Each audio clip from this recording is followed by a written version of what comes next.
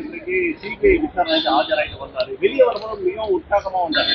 அதை நீங்க எப்படி பாக்குறீங்க? விசாரணைக்கு ஆஜராயிட்டு அவர்கிட்ட தான் கேட்கணும். அதே போல செந்தில் பாலாஜிக்கு நீங்க நாளைக்கு ஆஜராக சம்மன் கொடுத்துருக்காங்க. இந்த விஷயத்தை நீங்க எப்படி பாக்குறீங்க?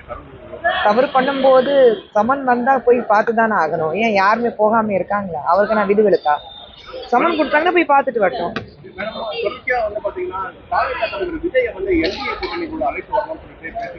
பேசிட்டு இருக்காங்க. பேசுறவங்களுக்கு பதில் கொடுக்க முடியாது. தொடர்ச்சியான கேஸ் அந்த சிலிண்டர் அதாவது கட்டுப்பாடு இருக்கு. மத்திய அரசோட வெளியுறவு கொள்கையினாலதான் நம்மளால திமுக வந்து அறிவுபூர்வமா பேசிட்டு இருக்காங்களான்னா முதல்ல அவங்களே வந்து கண்ணாடி பார்த்துட்டு கேட்கணும். எல்பிஜி கேஸ் பிரச்சனை வந்து இப்போ இருக்கிறது உலகத்துல என்ன ஒரு பிரச்சனை போயிட்டு இருக்கு அவங்களுக்கு தெரியாம இருக்கு.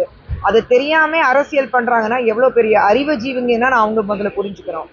உலகத்திலேயே ஒரு பிரச்சனை போயிட்டு இருக்கு. அவ்வளவு பெரிய போர் போயிட்டு இருக்கு. அந்த பிரச்சனையில வந்து தமிழகத்துல ஒரு குழந்தைக்கு சளி பிடிச்சாலும் அதுக்கு பிஜேபி நரேந்திர மோடி தான் காரணம் சொல்லிக்கிற அளவுக்கு ஒரு கீழ்த்தனமான அரசியல் திமுக பண்ணிட்டு என்னங்க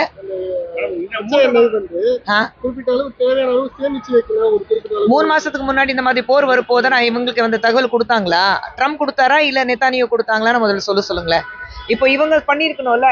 தமிழகத்துல இந்த பிரச்சனை இருக்கக்கூடாதுன்னு இவங்களுக்கு முன்னாடியே வந்து ட்ரம்ப்போ தொடர்பு பேசிட்டு சொல்லிட்டாங்களா? இல்ல ஒரு இஸ்ரேலுடைய பிரைம் மினிஸ்டர் பேசிட்டாங்கன்னா இவங்க சேமிச்சு வச்சிருக்கணுமே.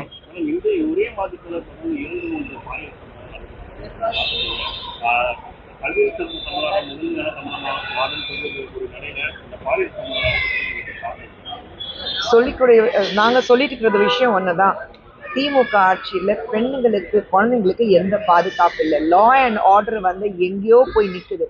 இன்னைக்கு ஒவ்வொரு இடத்துலயும் தினமும் பேப்பர் படிக்கும் போது பெண்களுக்கு இந்த மாதிரி ஒரு கொடூரம் நடக்கும்போது திமுக ஆட்சி கண்ணு மேல ஒரு கவரை வச்சுட்டு நான் வந்து பண்றதுதான் சட்டம்னா நினைச்சிட்டு உட்காந்துட்டு இருக்காங்க. அதுக்காக தான் சொல்றோம் இது திமுக ஆட்சியோட கடைசி தேர்தல் இருக்கணும்.